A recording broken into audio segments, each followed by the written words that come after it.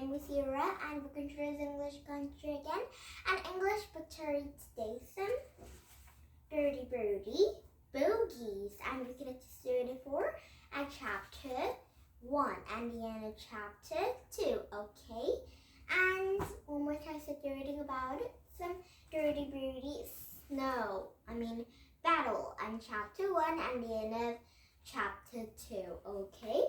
And now order for these 2 books and 2 stories and some lots of fun characters. And now here we go. And first you can read Bertie Battle.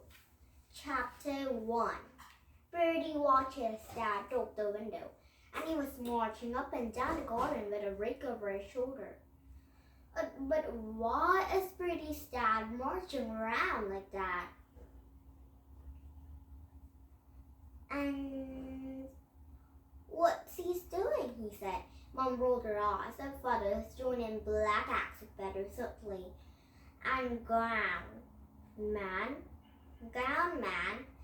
playing at soldiers. Can you imagine it? Bertie couldn't. Sounded brilliant. You mean they fought real battles? He said excitedly. No, snorted Mom. It all pretend, running around in silly hats, waving swords. Oh, that might be very fun for boys.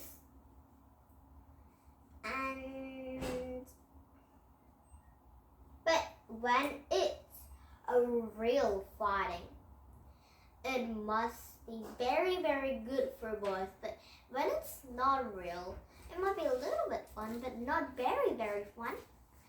And Bertie wanted his dad take him at the flower pot, a better club. Why hadn't anyone told him before? He was brilliant at fighting, and what's more, he already had his own pirate costume. And Oliver Super tried to find out more about it. Dad, you know this better club you are in it, he said. It's not a battle club, said Dad. It's a historic assembly. And Mom pulled the face at Susie. Oh, but you fight battles, said Bertie. We stage battles, corrects Dad.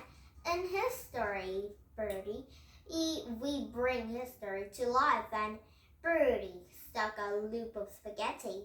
Oh, yummy. And you dress up, he said. We wear costume, yes, and they fight with swords. No, just swords. We have all kind of weapons, said Dad.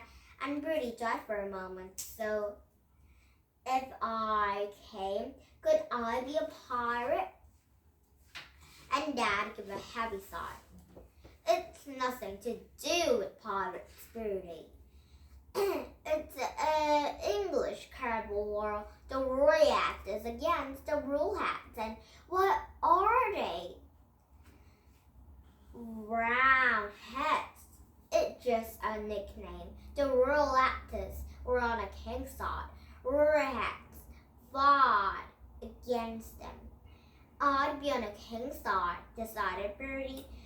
Actually, I wouldn't mind being king myself. And you won't be anything because you're not cunning. And said Dad. Bertie gasped. Why not? Yes, why not? Said Mom.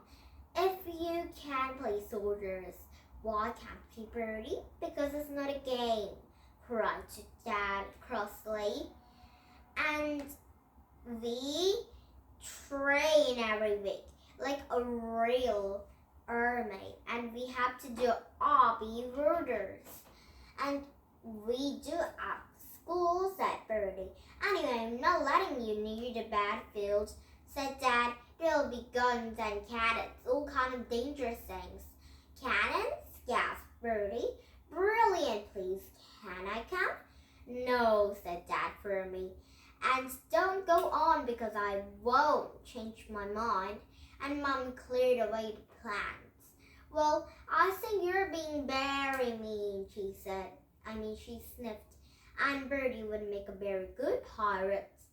And Dad put his head on his hands. It's nothing to do with pirates. And now chapter 2. Oh, it's very fun. Look, Bertie, he was stamping at River. So that's mean River might be very, very hurt. And now, a new book, a new story, Bogeys. And we can just go for chapter 1. And the end of chapter 2.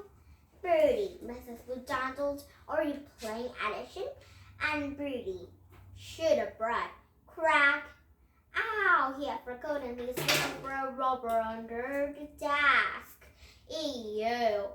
When she's still like that and go up, her desk might be on his head. Oh, yeah. So that might be very, very hurt because his desk is very flat and hard because you need to write something at a desk. And he peeped at Rubble's head. Sits down, barked Mrs. Booth. Now what was I just saying? When? Asked Bertie, while you were crawling around under your desk. And Bertie racked his brains trying to remember. The truth was, he hadn't been following too closely, and ever Mrs. Booth stirred to talking. Bertie's mom had a habit for wandering off. And you were saying, Bertie looked to Eugene for help. Eugene mouthed something he didn't quite catch. You were saying about fried eggs. And the class circled, and Eugene whispered in his ear, Oh, Friday, you're saying about Friday. And Mrs. Booth threw her arms. Yes, and what's happening on Friday? Do tell us. And Bertie hadn't found his clue. We're having a day off, he said hopefully, and more laughter. Dump, and Mrs. Booth fist slammed on her desk.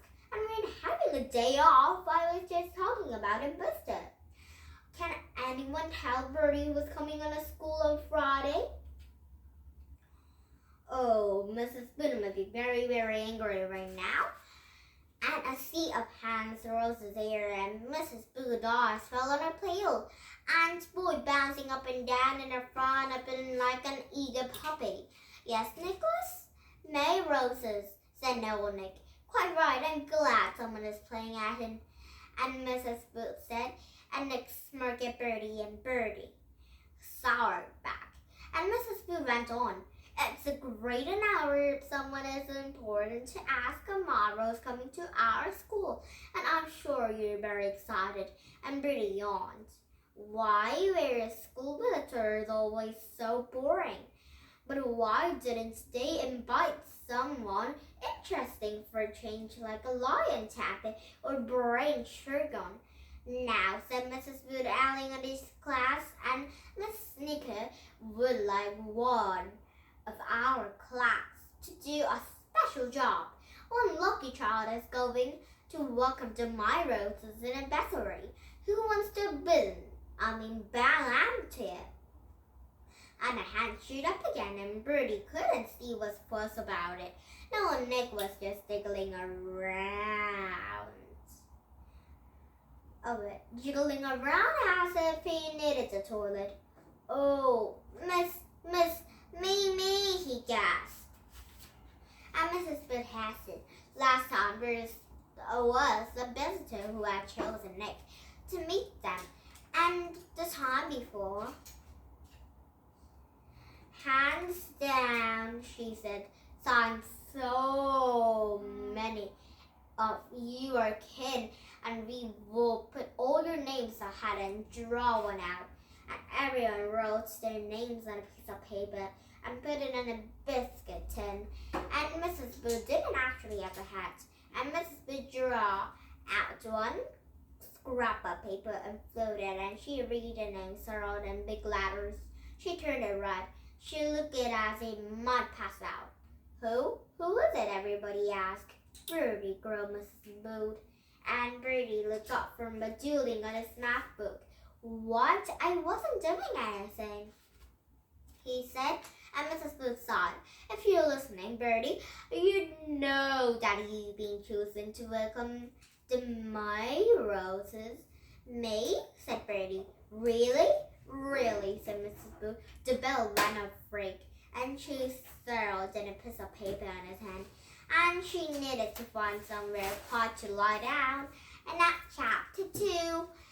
And she maybe started for these Bogeys story, chapter 2, and the other chapter 3, okay? And now did you have fun? US English, can you come with some of these spaghetti stories? And some lots of fun characters with fun stories and some fun places we'll be seeing tomorrow, okay? And now, thank you for looking and listening every day and every time. And now, please thumbs up my YouTube, and thank you for thumbs up my YouTube.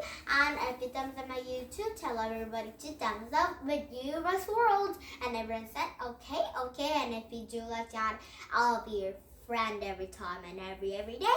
And now, bye for now. Have a nice day every day. Bye.